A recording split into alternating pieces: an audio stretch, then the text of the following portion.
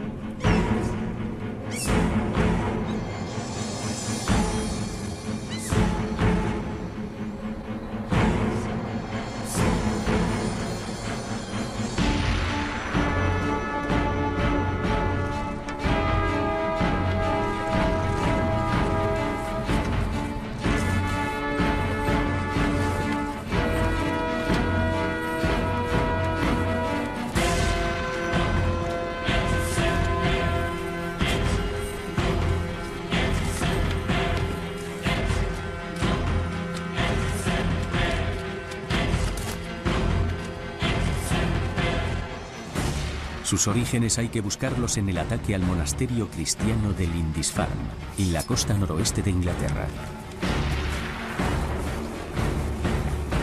Un ataque rápido, violento e inesperado. Los asaltantes paganos son conscientes de que los monasterios esconden grandes riquezas, grandes y desprotegidas.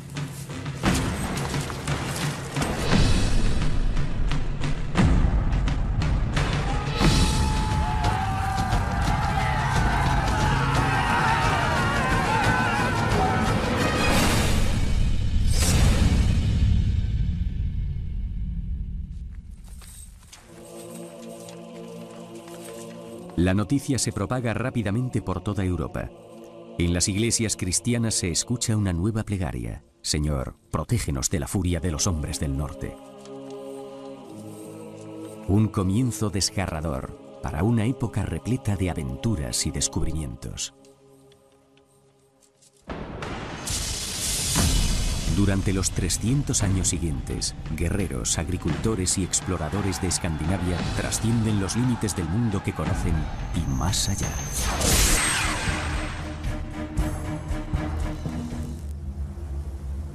Los vikingos nos fascinan.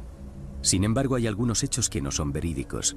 Los vikingos no tenían miedo a la niebla. Al contrario, se aprovechaban de ella para realizar sus incursiones. Los vikingos tampoco usaban cascos con cuernos, algo que empezó a resultarnos familiar a través de las óperas de Wagner, de Hollywood y de los dibujos animados. No todos los hombres procedentes del norte eran temibles lobos de mar.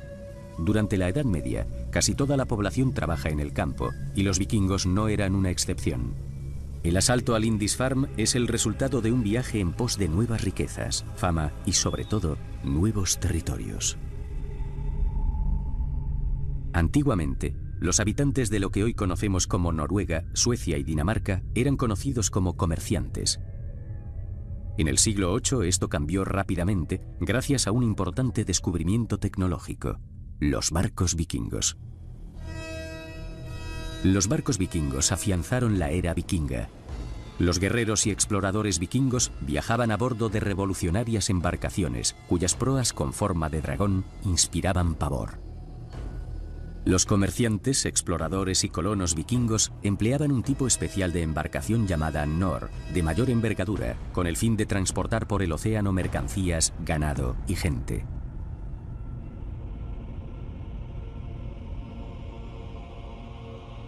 El casco de todos los barcos vikingos estaba hecho de finos tablones encastrados y asegurados con clavos y sellados con alquitrán. De esta forma, las embarcaciones eran ligeras y flexibles. Las conducían moviendo un timón lateral que colgaba del llamado steerboard, palabra que en inglés evolucionó al actual término traducido como estribor. Los barcos eran rápidos y simétricos, y era posible cambiar fácilmente su curso. Estas alargadas embarcaciones tenían poco calado, lo que significaba que eran capaces de ascender ríos y que podían encallar fácilmente. La construcción de barcos requería una gran destreza. Las enormes velas cuadradas eran tejidas con lino o con lana fina, y posteriormente eran impermeabilizadas con grasa. En los barcos vikingos se empleaban remos para realizar maniobras precisas y para avanzar sobre las aguas cuando no soplaba el viento. La construcción de barcos era un arte, y los carpinteros jefes de los navíos eran tratados con gran respeto. Su destreza era legendaria, hasta tal punto que llegó a creerse que las leyendas de los enormes barcos vikingos, que transportaban 200 guerreros, eran solo fruto de la exageración de los contadores de historias. Entonces, en 1997, se encontró en Roskilde, Dinamarca, un enorme barco vikingo de 36 metros de largo, con capacidad para 180 hombres. Los barcos vikingos gigantes sí habían existido. Aquellas embarcaciones otorgan a los vikingos una férrea superioridad sobre las aguas. Miles de ellos parten en busca de riqueza, tierras y gloria. En 2 siglos, los nórdicos, daneses y suecos, o rus, como se les conocía en el este, se expanden por toda Europa. Se apropian de grandes extensiones de terreno en Inglaterra y Escocia, y también en Irlanda, donde fundan Dublín. En Francia, los invasores procedentes del norte se adueñan de una región conocida como Normandía. Los destrozos de los vikingos llegan incluso hasta el Mediterráneo. En el este, los rus utilizan los ríos para llegar a Oriente Medio, creando una red comercial de 1.600 kilómetros y fundando su propio reino, Rusia. El éxito despierta la ambición de los vikingos. Estos se organizan en grandes flotas para llevar a cabo importantes ataques. La ciudad de París tiene que pagar un enorme tributo para no ser víctima de las invasiones. Poco después, un ejército vikingo muy numeroso conquista York y gran parte de la costa oriental de Inglaterra. En el este, los vikingos atacan Constantinopla, la actual Estambul, con flotas formadas por cientos de barcos. La ciudad resiste la embestida 2 veces, pero los emperadores bizantinos quedan tan impresionados que deciden contratar a guerreros vikingos como guardias imperiales. Los europeos consideraban a los vikingos unos infieles que se atrevían a atacar a los cristianos, pero no se trataba solo de eso, se trataba de un choque de culturas, de tradiciones y religiones contrapuestas.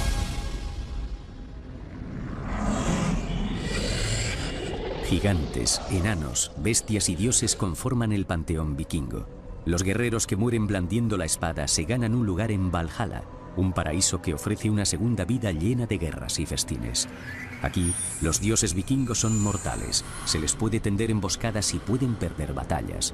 A pesar de todo, la sabiduría reina entre los dioses. Odín, la deidad suprema y dios de la guerra, dio un ojo a cambio de poseer sabiduría. Thor tiene el poder de controlar la climatología y envía rayos y truenos.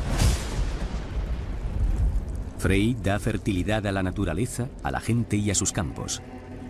Estos dioses continúan presentes en nuestra vida diaria.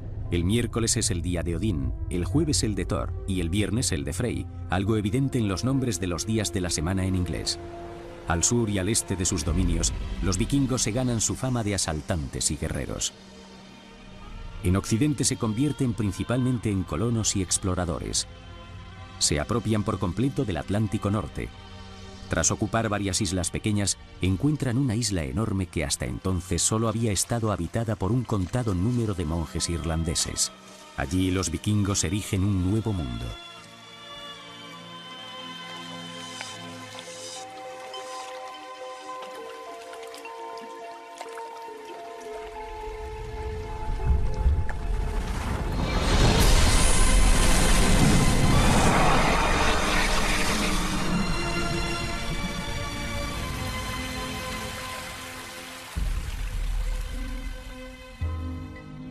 Cuenta la leyenda que un hombre sufrió un invierno con temperaturas tan extremas en esta isla que como revancha la llamó Islandia, la tierra del hielo.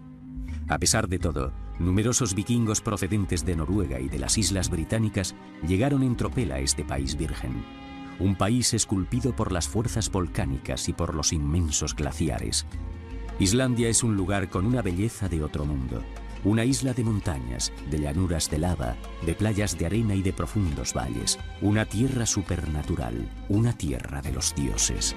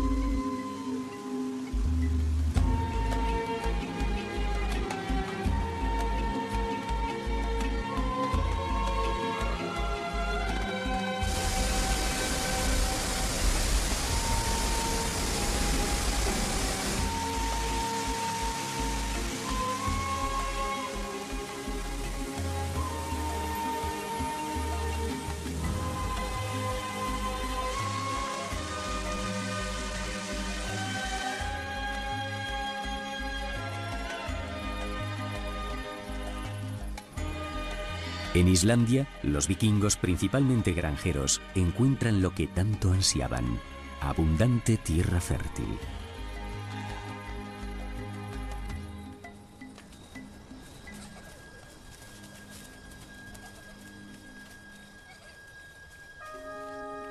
Muchos vikingos llegan a Islandia también con la intención de dejar atrás a la monarquía noruega, regida por reyes autoproclamados.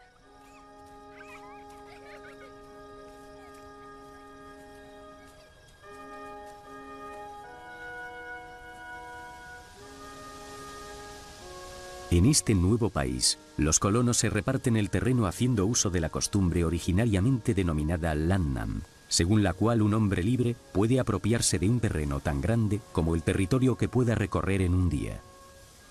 Pocas décadas más tarde, toda Islandia estaba dividida siguiendo esta costumbre. Me llamo Leif el Afortunado y soy hijo de Eric. Nací en una granja en Islandia. Allí aprendí las destrezas y las costumbres típicas de mi pueblo. Aprendí a valorar virtudes como la sabiduría, el valor y la justicia, y a honrar a los guerreros, a los poetas y a los artistas. El arte está presente continuamente en nuestras vidas. Lo potencia todo, desde nuestras posesiones más preciadas hasta los objetos más comunes. Siempre he estado orgulloso de mi familia y de mi clan. Como cualquier vikingo, me he esforzado por destacar en varios campos. En la guerra, en el campo, en el arte, en el mar. Como cualquier vikingo, tenía la esperanza de lograr mi sueño más ansiado. Una reputación favorable, ya que la fama solo sobrevive a aquellos que se la han ganado. Tenía la esperanza de que nuestros poetas, los escaldos, contaran nuestra historia con palabras bien escogidas y que se transmitiera de generación en generación.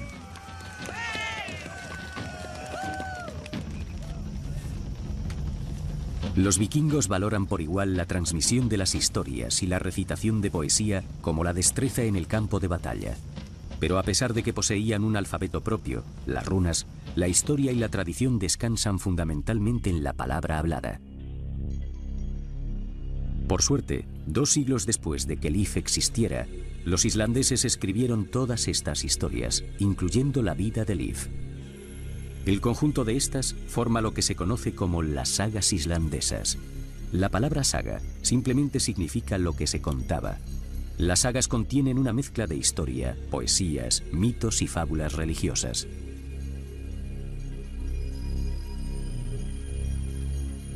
Nos cuentan cómo vivían los vikingos y cuáles eran sus prioridades en la vida. Las miles de páginas de las sagas, hermosamente escritas a mano, constituyen una piedra de toque en la herencia vikinga. Las sagas son consideradas uno de los documentos más importantes de la Edad Media. Se conservan en una cámara de seguridad y son responsabilidad permanente de los vigilantes de las sagas.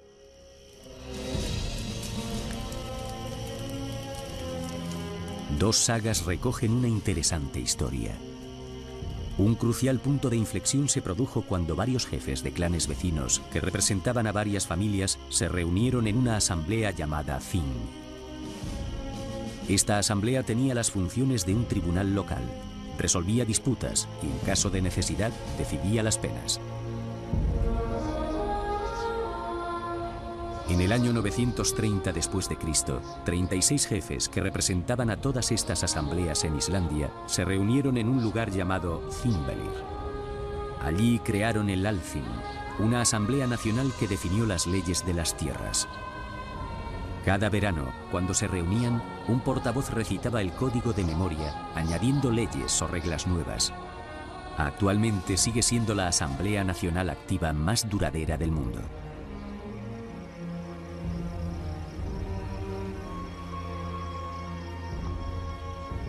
Mucha gente vino a Islandia voluntariamente. Eric, mi padre, no tuvo elección. Le fue prohibida la entrada en Noruega por un crimen que no había cometido. Mi padre era un hombre con mucho genio y tenía todas las cualidades necesarias para ser un líder. Temido o respetado, se le conocía como Eric el Rojo. En Islandia, Eric se casa y entronca con una apoderada familia descendiente de los reyes irlandeses. De esta forma mejora su reputación.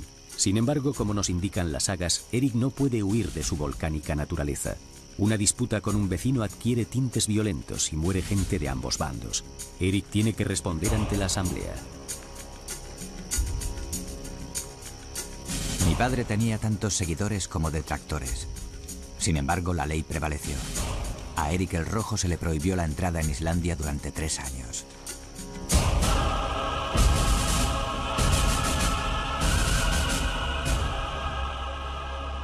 Eric, mi padre, aprovechó al máximo el tiempo que estuvo en el exilio. Se dirigió a una tierra desconocida, en el oeste, una dirección hacia la que iban los marineros que se perdían en alta mar. Los vikingos viajaban sin emplear mapas ni brújulas. Se fiaban de las pistas que les daba la naturaleza, del sol, de las estrellas, de la presencia de aves marinas y del color del agua. A pesar de todo, muchas veces se perdían. A veces los marineros utilizaban cuervos, mensajeros míticos del dios nórdico Odín.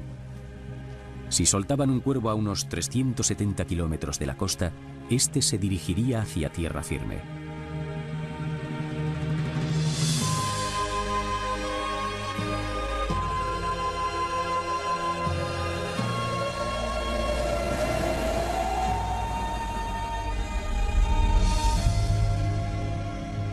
Eric no lo sabía, pero se estaba dirigiendo hacia la isla más grande del mundo.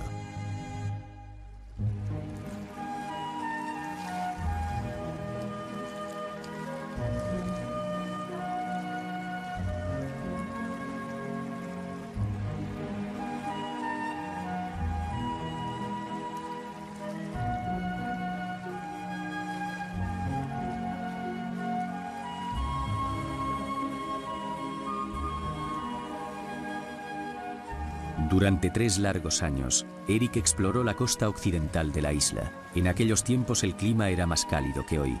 Los icebergs abundaban, pero durante el invierno los fiordos no quedaban obstruidos por el hielo.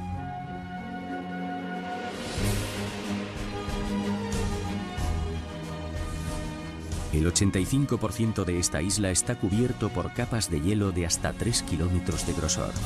Una tierra agreste, montañosa y yerma. Pero Eric descubrió terrenos fértiles alrededor de los fiordos del suroeste de la isla.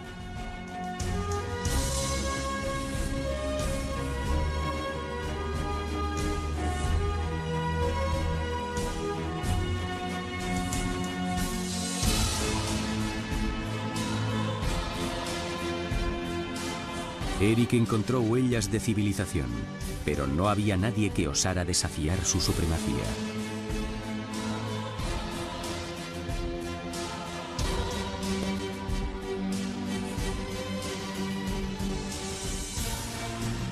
Con el fin de que este lugar llamara la atención a una comunidad de granjeros, decidió llamar a esta isla Groenlandia, en inglés Tierra Verde.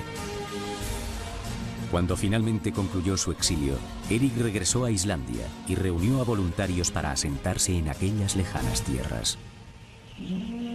Un total de 25 barcos llenos de cientos de personas partieron hacia aquellas latitudes, cargados de todo lo necesario para empezar una nueva vida en un lugar desconocido. Aquella gente tenía fe en Eric el Rojo. Nuestro viaje no fue tan bueno como esperábamos.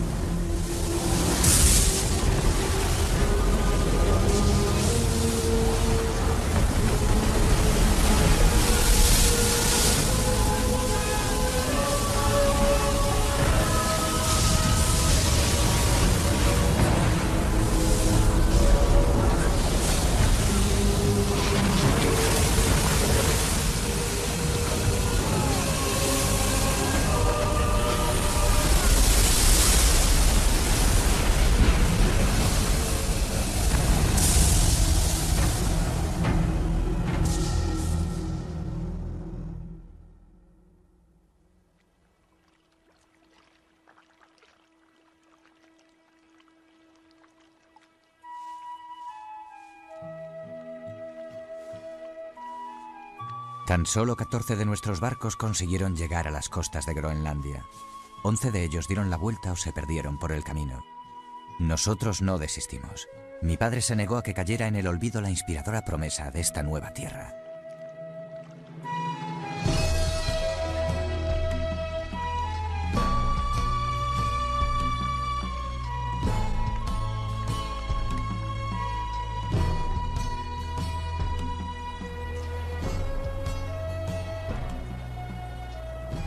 Durante su exilio, Erik exploró la zona que hoy se conoce como el Fiordo de Erik. Allí encontró algunos de los terrenos más fértiles de Groenlandia.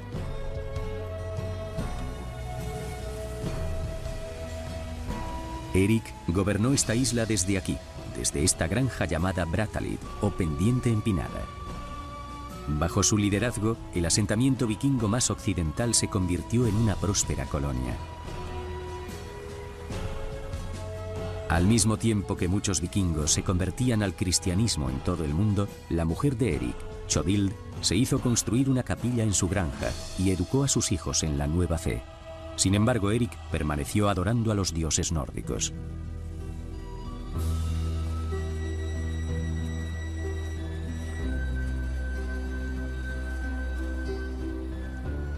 Acabábamos de llegar a Groenlandia cuando un hombre llamado Bjarni apareció en Brattahlid.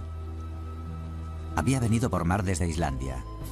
Se había perdido en medio de la niebla y las corrientes se lo habían llevado hacia el oeste. Había visto de cerca 3 tierras desconocidas, pero no había pisado ninguna de ellas. Al oír aquello, mi vida cambió para siempre.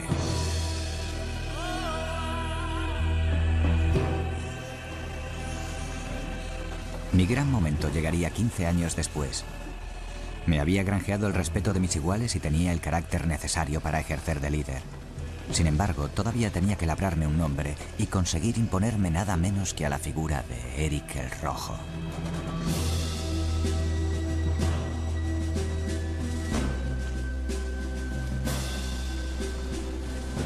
Le compré a Bjarni el barco que lo había traído hasta allí y reuní a varios voluntarios para navegar la ruta que él había recorrido.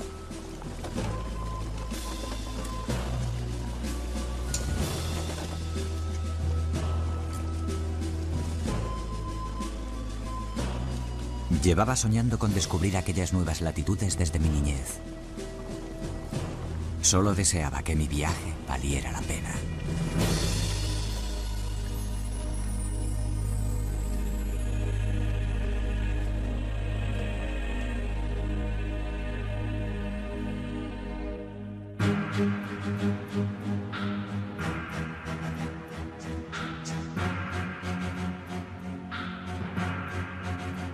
Lo primero que divisaron Leif y sus hombres fue una superficie rocosa y cubierta de hielo, sin árboles ni praderas. Al contrario que Bjarni, Leif estaba ansioso por pisar tierra firme. Bautizó aquella tierra con el nombre de Helluland, o Tierra de las Rocas Planas.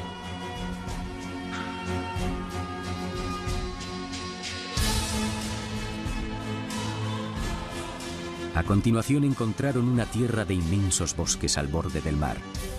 Aquello despertó un gran interés entre la gente de un país como Groenlandia, donde los árboles no superaban en tamaño a las personas. Desembarcaron. Leif llamó a aquel territorio Markland, o Tierra de Bosques. Leif y sus hombres recorrieron durante más de un día toda la costa de Markland, admirando sus extensas playas de arena blanca. En las sagas se hace referencia a ellas como las playas maravillosas.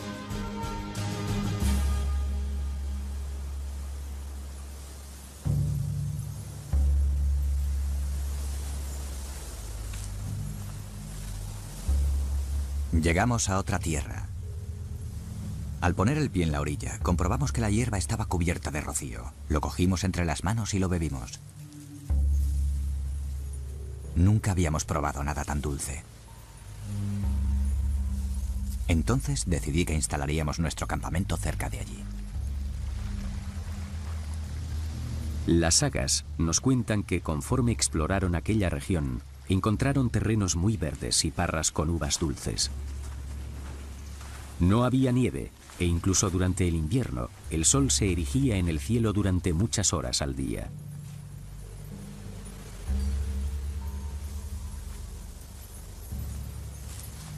Leif llamó a esta nueva tierra Vinland. Sin embargo, varios siglos más tarde, los expertos se cuestionaron: ¿de veras existieron Helluland, Markland y sobre todo Vinland? En el siglo XIX empezaron a escucharse muchas interpretaciones de las sagas. Los sabios empezaron a investigar en qué lugares podían haber crecido uvas silvestres, y en primer lugar dirigieron su atención hacia Cape Cod, después hacia Newport, Rhode Island e incluso hacia Nueva York. Otros expertos sugirieron que el golfo del río San Lorenzo o las costas de Nueva Escocia podían haber sido en su día Vinland. Las sagas de Vinland contienen información contradictoria sobre quién había descubierto qué y dónde. A lo que hay que añadir la falta de pruebas. Los escépticos se preguntaron si era posible confiar en modo alguno en las sagas. Mucha gente continuaba creyendo que Cristóbal Colón había descubierto América, como indicaban los libros de texto. Una pareja de noruegos, el explorador Helge Ingstad y la arqueóloga Anne Steen Ingstad, se propusieron resolver el misterio de Vinland. En 1953, Helge Ingstad realizó el primer viaje a la Brattahlid de Erik el Rojo, donde empezó a sopesar que quizá Vinland podría encontrarse más al norte de lo que inicialmente había pensado. Sus impresiones fueron refrendadas por el mapa Skalholt. Dibujado en 1590, en él se puede ver Groenlandia, Helluland y Markland, así como un promontorio de Vinland, que recuerda a la gran península norte de Terranova.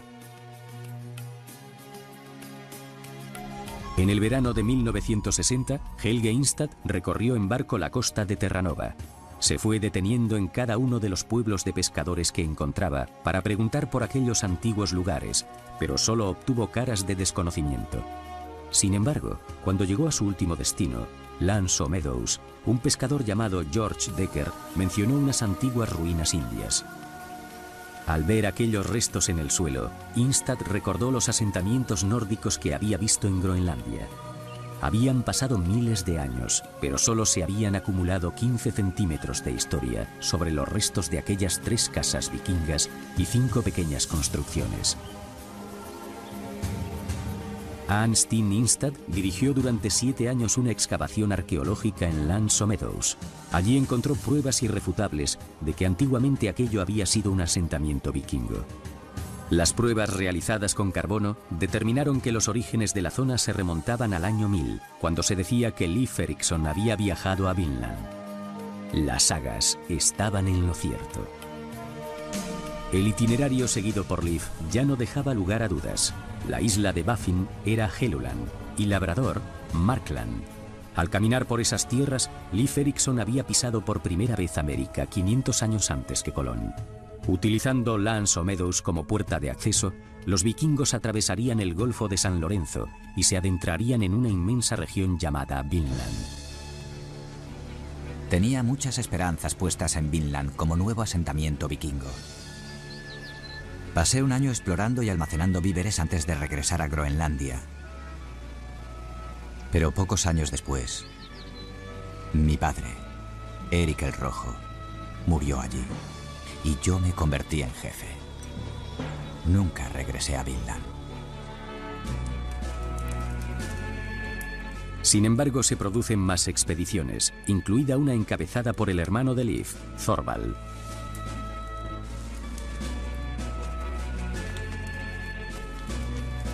Unas cuantas mujeres llegan a América del Norte, incluyendo una conocida como Gudrid, la viajera. Durante su estancia en Vinland, Gudrid da a luz un varón llamado Snorri. Es el primer europeo nacido en América del Norte y sería el único en los 500 años posteriores.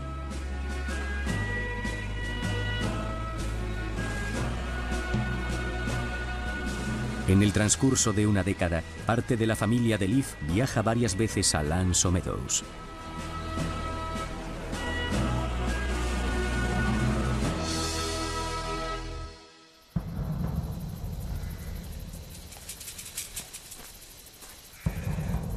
La expedición de Thorvald realiza un descubrimiento extraordinario. En estas nuevas tierras, los vikingos no están solos. Este encuentro tiene un significado crucial para la historia de la humanidad. Desde el principio de los tiempos, nuestros antepasados habían emigrado por toda la Tierra. Habían atravesado Europa y Asia, habían pisado el continente americano y habían llegado hasta los confines de la Tierra. Cuando los vikingos pisaron tierra firme en América del Norte, la humanidad ya había recorrido todo el globo. Cuando las miradas de los vikingos y de los nativos se cruzaron, el mundo de repente disminuyó en tamaño.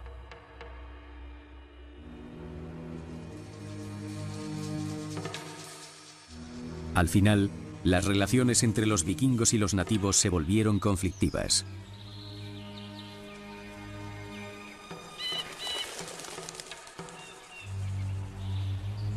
En una de las sagas, leemos que en una ocasión Thorvald Eriksson atacó a 9 nativos mientras dormían. 8 de ellos murieron y uno consiguió escapar.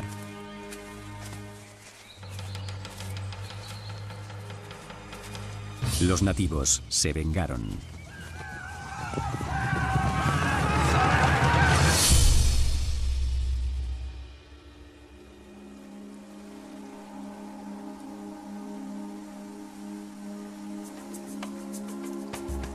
La muerte de Thorvald demostró que el conflicto con los nativos constituía un importante obstáculo para un asentamiento vikingo permanente. Oscar Wilde afirmó que los vikingos habían descubierto América, pero que habían hecho bien dejando que se les escapara de las manos. En parte tenía razón. Los vikingos regresaron con asiduidad a Labrador para recoger víveres, especialmente madera. Las pruebas demuestran que mantenían un contacto habitual con los antepasados del pueblo inuit. Mientras tanto, los territorios vikingos estaban gobernados por reyes cristianos, como sucedía en otros muchos países europeos. En lugares como Normandía, Inglaterra o Rusia, los vikingos se mezclaron con la población local, de tal forma que dejó de ser posible emplear fielmente el término vikingo. Curiosamente, fue un descendiente de vikingos quien puso fin a la era vikinga en Europa. El duque Guillermo de Normandía lideró un ejército de caballeros franceses y atacantes vikingos para derrotar al rey inglés Harold en la batalla de Hastings en el año 1066 después de Cristo. Este hecho quedó inmortalizado en el tapiz de Bayeux, una increíble narración bordada en casi 70 metros de lienzo.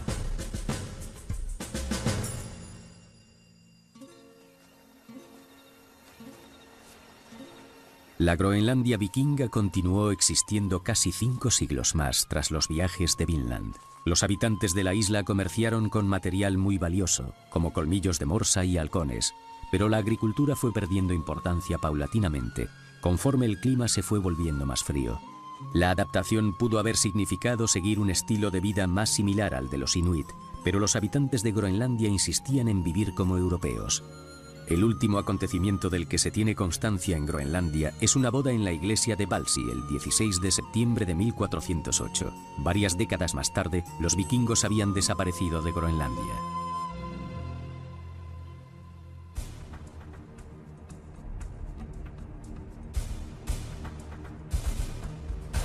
En lugares como Islandia, los asentamientos vikingos soportaron el paso de los años. Todavía hoy continúa sobreviviendo parte de la cultura vikinga en la zona. En su isla salvaje y paradisíaca, los islandeses hablan una lengua que los vikingos habrían podido comprender.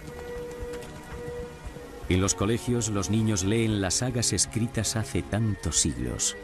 Significa un vínculo con el pasado de un valor incalculable. Más allá de la imagen guerrera y de las numerosas conquistas, el legado más valioso de los vikingos lo constituyen su amor por las palabras, su pasión por la memoria, su sentido de la belleza y su afán por explorar el mundo en busca de un destino mejor en el que asentarse y prosperar. Todavía hoy se respira en todo el mundo la fascinación por el mundo vikingo.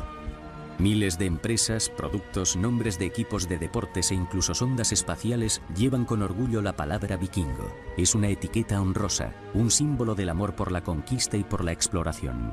El valor más profundo de los vikingos continúa vivo.